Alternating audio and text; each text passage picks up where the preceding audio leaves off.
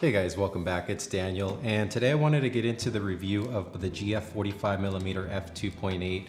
That's part of the GFX experience that I've been doing so far, covering not only the camera and all of the lenses as a whole, but I'm actually breaking down each lens and pairing them up with the camera, taking it out, taking photos, and down the road we're also going to do some video reviews to go over the performance and the features of all of the lenses in their system. The 45mm is actually an f2.8 prime, which stops down all the way to f32. So you've got a lot of versatility there for either shallow or a larger depth of field. The bokeh that you get out of this lens, actually the rendition of how much background separation you get is pretty staggering. It's actually amazing when you shoot this thing. Also, if you need a larger depth of field, stop this thing down, do it for landscapes or anything that requires that larger depth of field. You'll be blown away. The sharpness, color rendition, the accuracy, the amount of detail that you're getting out of this system in particular, you have to take into account obviously that you're using a 102 megapixel sensor and pair it up with a solid prime. Right now, I would say this combination, in my opinion, is the sharpest out of all of the lenses that Fuji offers for the GFX system. This lens in particular, the reason why I enjoy using it is because it's really not that heavy. It's actually just over a pound. It's super lightweight and portable. It's dust and weather resistant. I've taken it out in the snow and it didn't have any issues. It didn't shut down on me. The focusing worked just fine. All of the GF lenses come with a manual aperture control ring, which you can adjust. In case I ever needed to just do it fully manual, I know I have that option. What I really like about it is that it's so versatile. It's a 35mm equivalent of about 36mm in focal length. That for me is serving my purpose for having something that's my general landscape lens. I use this primarily for street photography. I use it for environmental portraiture and my general landscape work.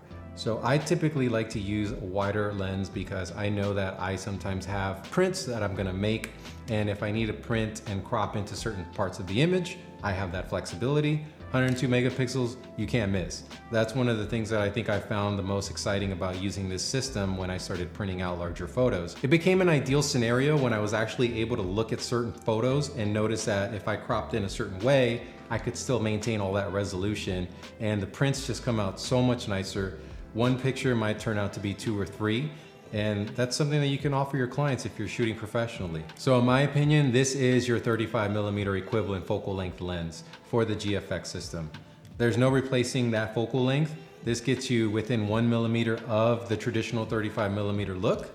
And for the 102 megapixels behind this lens, you're gonna be astounded by some of the photography you're able to actually perform with this. It weighs about a pound, so it's not very front heavy when you stack it up on the camera and you put it on a table. And it's an internal focusing system as well, so the lens is not gonna extend the way the 63mm does. And that also makes it obvious that the form factor is very small and portable. I carry this thing around, I can probably say 4 to 6 hours at a time when I walk around and go shoot on a normal day. This combination is super light in comparison to some of the things I've shot in the past. Take for instance like a 1DX Mark II. That's a very heavy camera, and when you attach almost any lens to it, the whole system itself becomes very cumbersome. But this is actually pretty light and portable, and I don't know if it's just because the balance of the lens and the camera itself seem to be very, very well weighted in the middle, but attach it to a shoulder strap and walk around with it, lean it back or carry it forward. The lens itself doesn't really tip the camera over because it's not that heavy, and then the body itself is pretty lean for what it is. So I think that overall, when you set it down or when you're carrying it, it's not too intrusive, it doesn't get in the way, it doesn't bump into things that often. All things considering, it's very portable for what it is. And the fact that you're using this lens with this camera and the autofocusing system that the GFX100 has, and everything else that the camera offers just makes this a super compelling option for some buyers. One of the things that this camera has actually given back to me is the ability to create art. This almost feels like you're using a brand new paintbrush because you get to actually look at the images a little different.